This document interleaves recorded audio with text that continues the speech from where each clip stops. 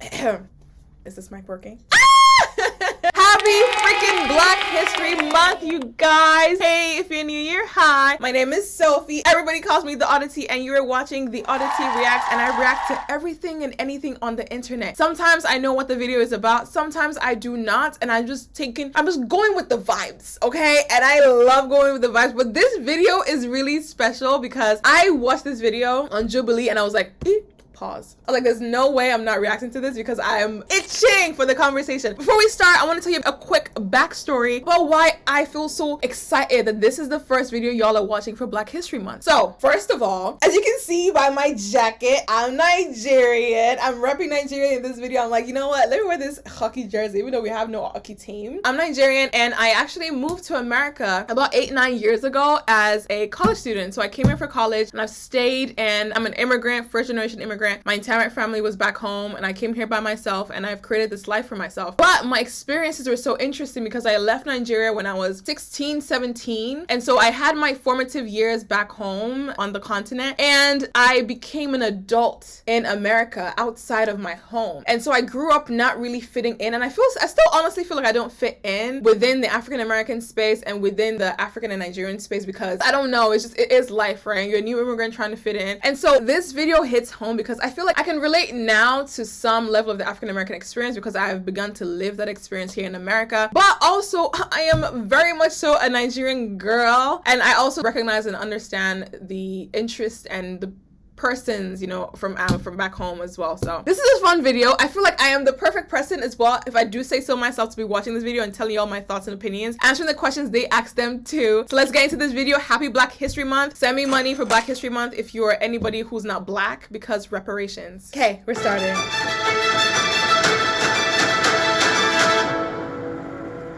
my god, I'm shaking. I'm so excited for this video. Step forward if you agree. Slavery affected my family. Okay, so you know the thing. I'm gonna respond to and say yes and then continue watching the video. So step forward if you agree. In this one, I would have stepped forward. None of the Africans stepped forward. Interesting. Yeah, I mean, that's just evident in my last name, King. I mean, that's the brand of the slave owner that put that name on my family all those years ago, and I'm still wearing it in those ways, along with the compounded, you know, economic disparity, social disparity, mental trauma, all of that. I mean, it's tethered forever.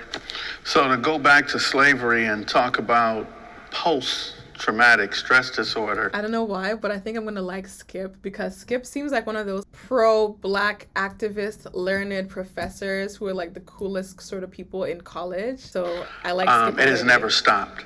So there's no post. What my great-grandparents were teaching my grandparents, who taught my mother, who taught me, came from what they learned through slavery.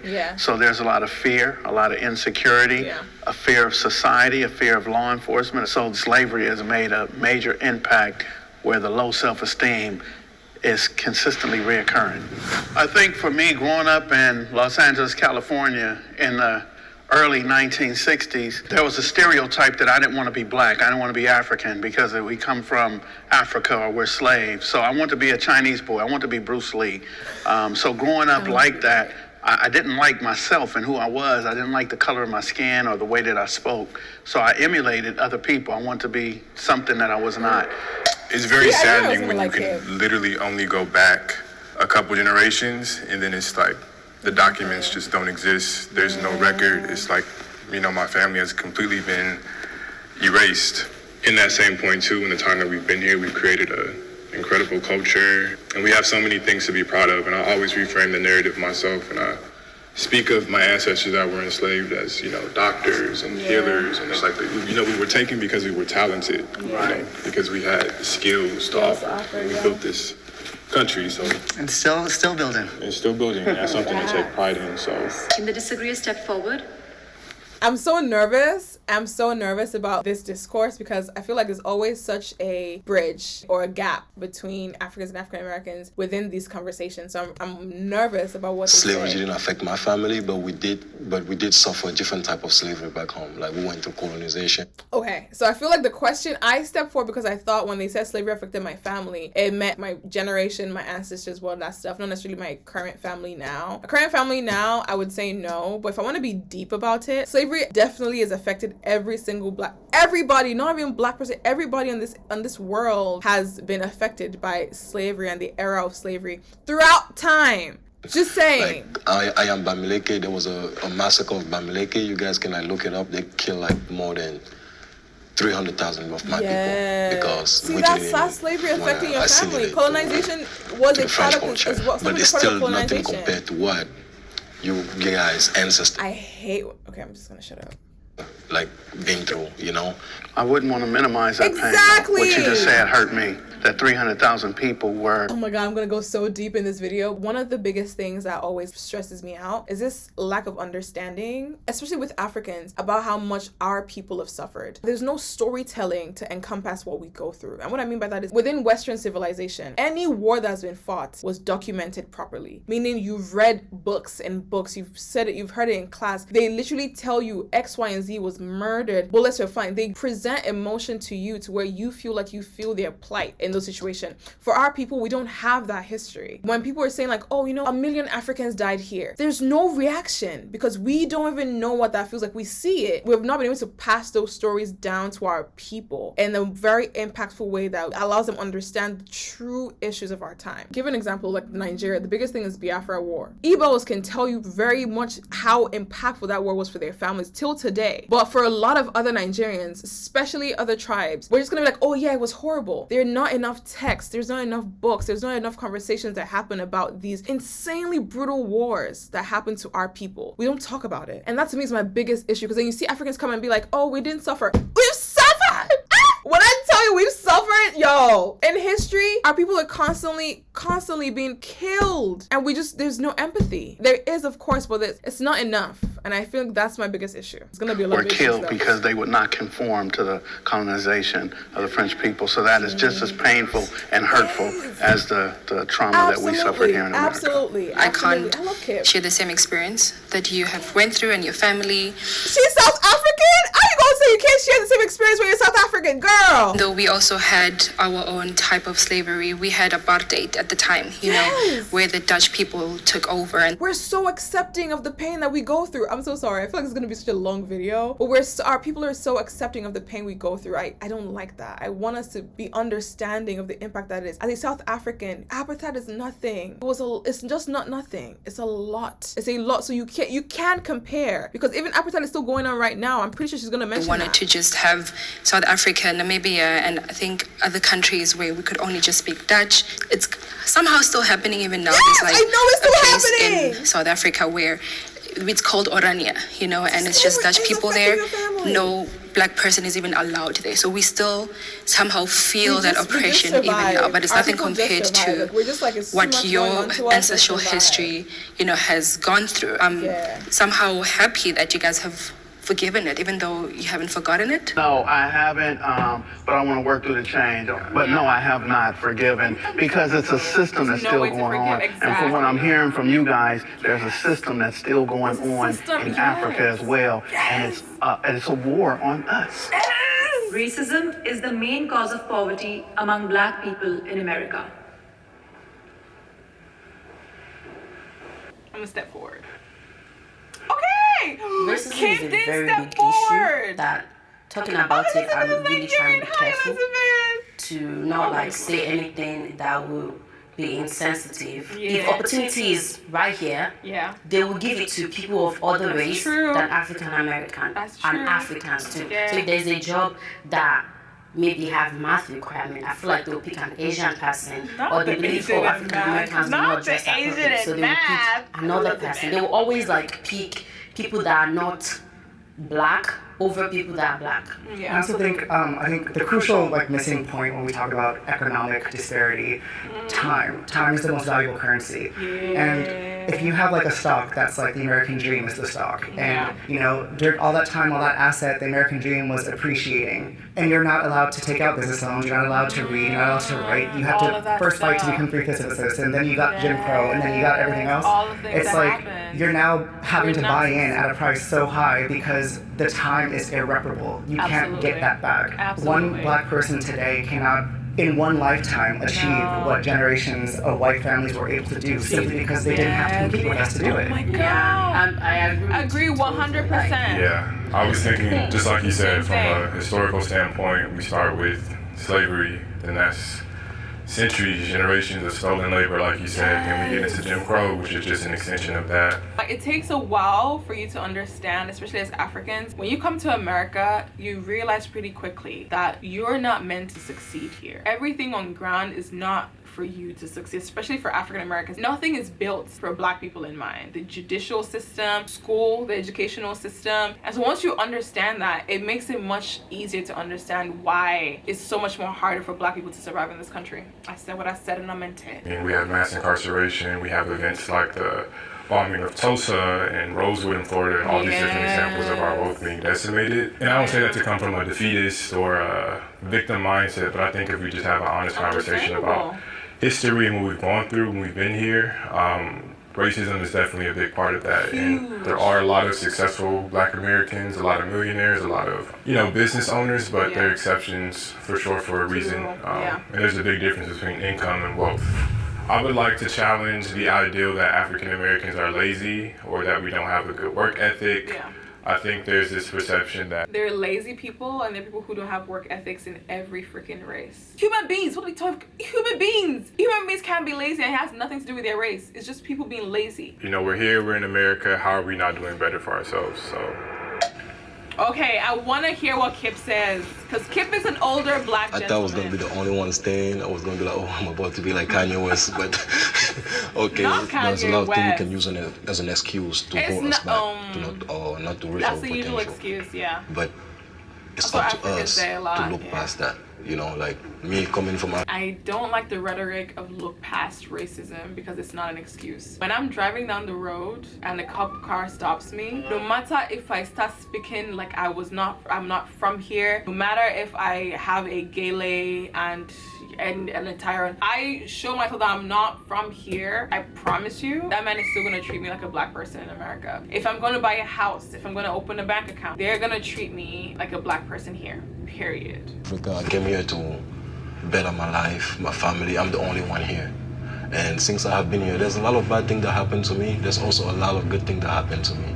Us African or African American, it doesn't negate that it still affects what they're going through. And just focus on our own, like, what do we want to achieve? We need to stop using the word racism when we don't get something or when something doesn't go our way, and just keep trying. No, let me jump in real quick. Okay. No disrespect, but racism exists, and I have to acknowledge it, and I can't just ignore it. But what I can do is not buy into the system. You know, if I want to do something, let me be the entrepreneur. What I believe happened in the 1960s is that we started looking for equal rights, to be equal with other people. And what we stopped doing, and I heard you talk about Tulsa, we stopped using the black-owned businesses. Now, because you guys got to understand, Come on, Uncle Skip! Housing Act in 1968, I'm 5 years old. That's when we could move off the east side of LA and move into other subcultures. Yeah. So what I wanted to do at 8 years old was go to IHOP.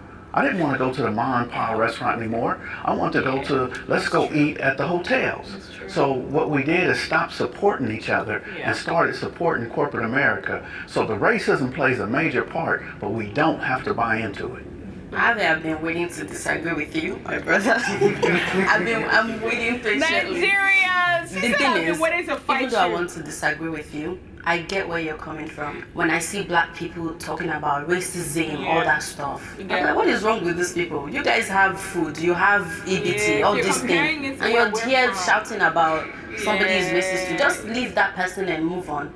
I feel that way. Like, why are they always like complaining? But when Black Lives Matters started happening, like, I sat down, I said, I need to actually know why these people are pained. And if we look at the history, what they've done. Not me and Elizabeth being blonde, my eyebrows, her hair, boom. I knew we were connected. To them. Like if you actually sit down, watch some documentaries, how they were maltreated. I don't think if I'm actually born, I will forgive those people. I don't care. It's easier for us Africans that were raised in Africa to feel like they're complaining because we were raised through struggle. I barely even have water, and you have water, you are complaining. But then it's not about the basic necessity or about how we are raised. We are raised like, I don't want to say way better.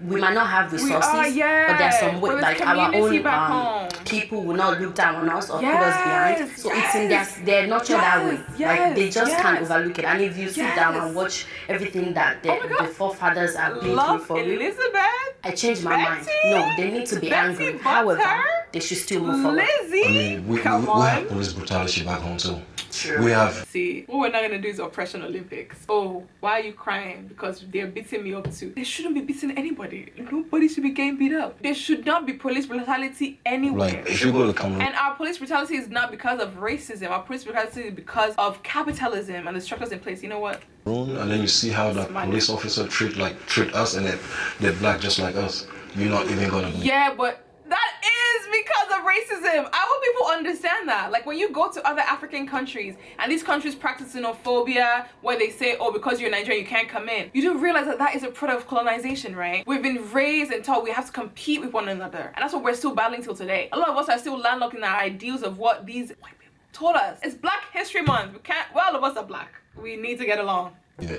You know, and in Cameroon we have this. Have you guys heard of the word like tribalism? So it happens in Nigeria. Yeah, so we do tribalism compared to racism. Come on, first of all, do we understand that racism is prejudice in actions, like literal intentional actions against a particular type of group? You're intentionally limiting their things. Tribalism is the same way, but that's within a group of people who are from the same country. Racism is because of their race, like because you look the way you do, they're gonna act a certain way. There's hundreds of years of history there of these people constantly beating down on your own people. Get oppressed too. Let's not compare exactly. So when I'm saying like we need to like look past that, I'm not saying forget what happened to you guys or me.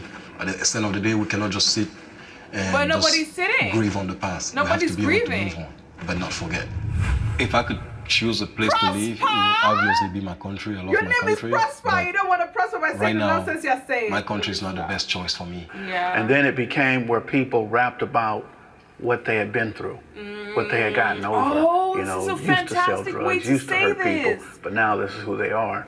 And I think it's gotten into now, bragging. In our day and age now, it's where people are glorifying and wanting to pretend that these are the things that they do on a daily basis when it's not. So it went from storytelling to now really it's truly storytelling, but it's unhealthy for our culture. That's so true. I don't want to on my radio and all I'm hearing is I put a bullet in something like I'm like, that's what you people do. And then it's like it's all about like talking about female body type, the booty, the thing. Like, don't talk about my booty like that. So I don't want to listen to something that African music. I don't think does African music have a culture. I don't think so. I think we talk very broadly about stuff. Except what's this thing? I have an audience here. I'm gonna ask. What's the thing? The type of music that like Zlatan and people play. Afrobeats. No, Zlatan. It's crazy. The crazy ones. Streets hop. I don't know, the crazy ones. Like Ashake's type of sound is what? Afro Juju? No. Okay, well. You would think that most African Americans are carrying guns around and they just shoot randomly or they just grab your ass or something like that. That's the way you portray them. And I don't know why she said it like that. She said guns around and slapping ass. Music is a very important element in our society because it influences a lot of people. But I get this for sure, and it is true. I just feel like we're putting blame on something else because every culture has their own sort of music that inspires nonsense, right, from the population, and they're not all good. So I don't think hip hop has a disproportionate impact than other ones that like Christian music and all that stuff. Becomes an adult, and then they kind of see all those stuff and they act like that, even though that's not what they really want to be. They act like that and behave like that. Like if all these rappers are your role model, then you want to be like them. You want to be cool too. So in the end, it's about like the people that are packaging the music, and sometimes about trend is what people want to hear. the American dream is only for white people. Interesting. I believe that the American dream is only for white people because it says. The only reason I say no and I wouldn't step forward if I argue back to them is because, like, being black, you're not even fully white anyways, and the American dream can be for anybody but white America. That's the only reason I'll say that. But I also know, like, the story behind the American dream wasn't gotten from white people. It was from people of color, immigrants that come here and find a better life for themselves. So I'm torn. This one I probably would have said, can I stand in the middle? Because I'm extra. Equal. And when we talk about equal, there's no equality between the 1%, the Rothschilds, the Rockefellers, the Trumps, and the people who really run the media and things of that nature. So for black people growing up in America and living in America, we could become rich, we could become wealthy, but we are not on the equal playing field of white America. The system of white supremacy, which is in the law enforcement, which is in the judicial system, which is in the prison industrial association. Oh, he convinced him to come. That's Lance. When I was back there, when you were speaking, I started thinking, like, could we ever actually, as black people, have the American dream here in America? Yeah, I think it's possible. I don't know if we really can, I'm trying to be careful with my words, but I do think there needs to be a degree of separatism. Like, black people, we really need to have our own, to fully take part in that dream. This is their system. Yeah. Why would we dream of being equal in a system? In my head, I always thought the American dream wasn't for white people. I thought it was always this phrase white people use for people of color and how they came from somewhere else again to settle down here. In this context, like, the American dream is black people competing with other immigrants or minorities with regards to their standing. So if I've made it, I'm not comparing myself to white America. I'm comparing myself to, like, other people like me who are able to achieve something out of nothing. That's where I thought that was coming from. Wasn't designed for us. But I get this interpretation, though. That makes sense. The American dream, at least the way that I define it, is, you know, freedom of opportunity, freedom to choose what I want to do, freedom to acquire wealth the same way that anybody else can. Obviously, we're fighting the tides of time on that, and our circumstances, but it's hard because it's hard to honor that, but then also want more for myself. And I think that as black people, we're always teeter-tottering on that line of like, well, am I American? Like, do I get the American dream, or do we just tear all this down and build something new? White people are not the only people entitled to the American dream. That's true. Ever. Yeah. And I think that that's why we're all here, because our ancestors made it so that we can stand here and pursue that American dream. Exactly. I wouldn't have been here if it meant that it was not for everyone. Exactly. I wouldn't have even entered America. You know, I feel like not just African, but other people as well in different countries. Yeah. And from what I have seen, I've seen other people, even Africans and African Americans, succeeding in their own way. And that's why I feel like you said, you can interpret the American dream in a different way, whatever industry or whatever it is that you're focusing on, because there is a level of opportunity there.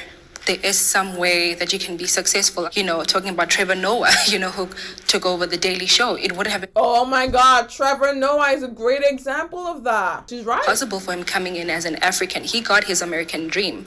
It made us as well, other Africans, believe that it is possible. The American dream writes his check.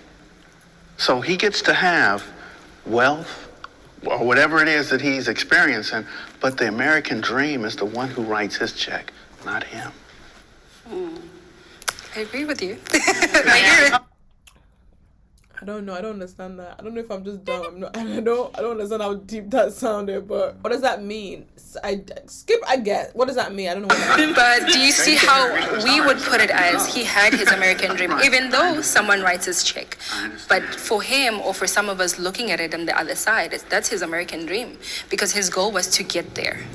The biggest cultural shock I saw coming here was definitely the lifestyle, because the lifestyle I saw of America, especially Los Angeles, was portrayed as a very rich lifestyle. And of course, I came as a student. Yeah, I feel so bad that I'm true, you guys, but like, so true. I came to America and I was like, Is this the America that y'all are talking about? I was so shocked. I went to West Virginia, Louisiana, Atlanta, DC. It's crazy. It's crazy. Like, of course, they're really dope places, but there's slums here too. And coming here, living here, and seeing the reality of it, seeing different homeless people, disadvantaged people, was really a cultural shock for me because I didn't expect to see that. And I guess also the way people were handling each other, because coming in as an African, I thought people were together. But since being here, I saw that there was a huge divide, or there is still a huge divide within the African American community themselves. If he had stayed in South Africa, would he have the same opportunity that he had here? No.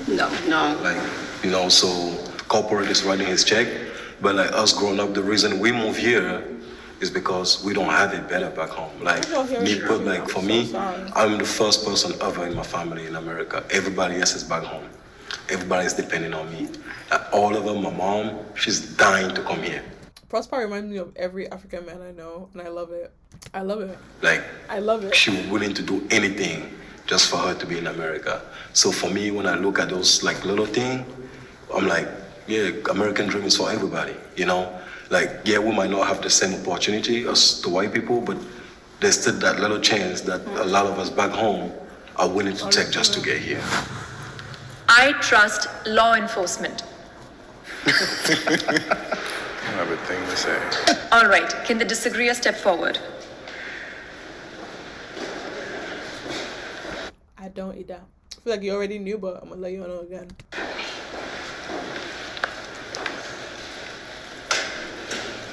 I got married to a young lady who did 15 years in prison for a robbery she didn't commit. I myself was incarcerated for 6 months for a burglary that I couldn't have committed because I was in prison. So in 19... Skip, that's a lot. Oh my God, Skip. 18 months in prison. When I came home in 1988, I was given a burglary charge and I had to sit 6 months. And the judge did not kick it out because there's no way I could have done it. He kicked it out because they didn't serve me the warrant while I was in prison. So I don't trust them. They lie and they do things and it affects our people. So many people I know who have been wrongfully arrested, wrongfully convicted, and they actually lie on the stand, so there's no trust. As you guys know, I am from Richmond, Virginia. It was the capital of the Confederate. I have been brutally... I know this is a very serious conversation, but the fact that Prosper, an African, knows that Richmond, Virginia is the capital of the Confederate, give that man his blue passport. That man better not be a green card holder. He better be a whole citizen, because that's crazy. That's the kind of question your interviewer for your citizenship application would ask you, and you look at them like, are you crazy? Why would you ask me that? So Prosper knows that shit. He better have his blue passport. I'm just saying. The police there. Like, personally, I was at the river on the 4th of July. I don't smoke. I don't do none of that. The police come and arrest me because I look like a drug dealer. Like, they arrested me. What? The stereotype. Then when I was in high school, my senior year, my father went to jail over a car accident. And I was left alone at 17 years old. I was grateful. One of my teachers took me in and raised me. I try to stay away from the police as much as possible. First of all, they're human beings, and I think that just because you put a badge on doesn't magically bewitch you with integrity and a desire to actually help the people around you. I think a lot of times police culture comes from police families.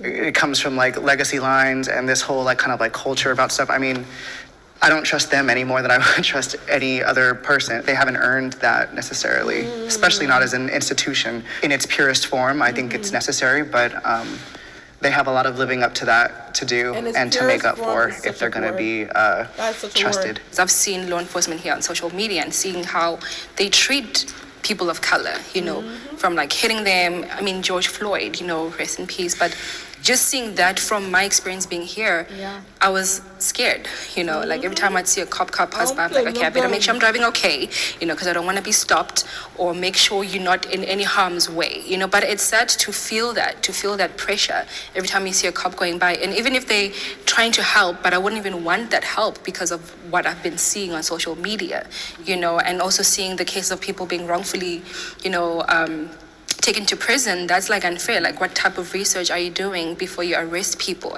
And I immediately thought about the history of the police too, just tracing that back to slave patrols, which became our modern day police departments. And the fact that like if you have a felony you can't vote, like that to me is like, talk about the loss of the American dream. Like you are a citizen of this country, you should always have a right to vote.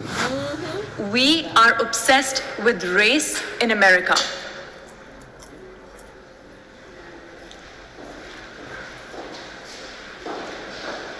Interesting. Skip. I think that word obsessed is such an interesting word, and I think that the way that question is framed is almost as if it's like the onus is on us, like we're obsessed with race too much. Like, no, white people are obsessed with race in this country. They've made their laws based on it. They've cast us out because of it. They have like destroyed entire groups of people because of it. So, I mean, we're just living in the ripple effects of the stones that were cast in the pond of history. So we're just reacting to it. So I love how we would rather just be human beings and American citizens and, you know, people that are pursuing an American dream. We'd rather not have to think about race, but that, we did not draw first blood on that. What else do you expect? Yeah, like, I mean, I'm not obsessed.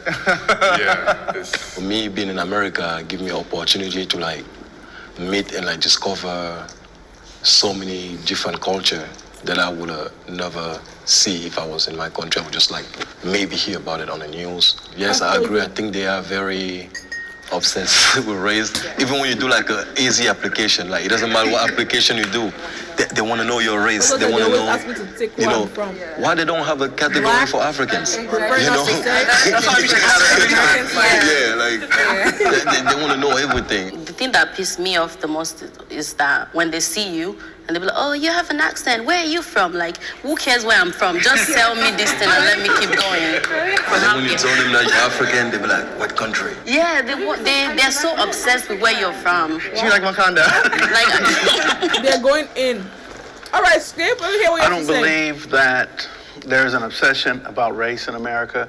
I believe that race is a distraction to hide the power, the wealth, and the access to it. So a lot of times there's something put on the table, like a rock being thrown, and I hold my hand, and that's the racism between black and whites, between blacks and Hispanic, and other cultures have come here. We'll talk about race just so that we don't have access to the power and the wealth, and I think it's done on purpose. There's a power that allows us to talk about race if we don't look past it. Some of the question prompts that I see differently, and then when I hear somebody say it, I'm like, that actually makes sense coming from their perspective. So, Elizabeth, don't be wishy-washy. I was just happy your friend now. Stick to your points. It's been really beautiful having this conversation with you guys. You guys are very knowledgeable, and I've learned a whole lot from each and every one of you today. Going into this with like the title of the series, like, African versus African American, I think that like people were gonna come in thinking that we were gonna be like guns blazing, but this is such a beautiful display it was such of a good, unity. oh my God, they're done? It like gave me so much life today. There's so much more questions to ask. What? That's it? Oh, I was enjoying it. I feel like there's so many more questions they could have asked. I don't know. But that's the video. I really liked it. It was really calm. They got educated people to come speak on the topic. But I know if you go on Twitter, it would scare you. The amount of things people talk about with this topic and like the lack of a bridge between the two communities. But I like to say I am representation of being one of those people who is able to sort of act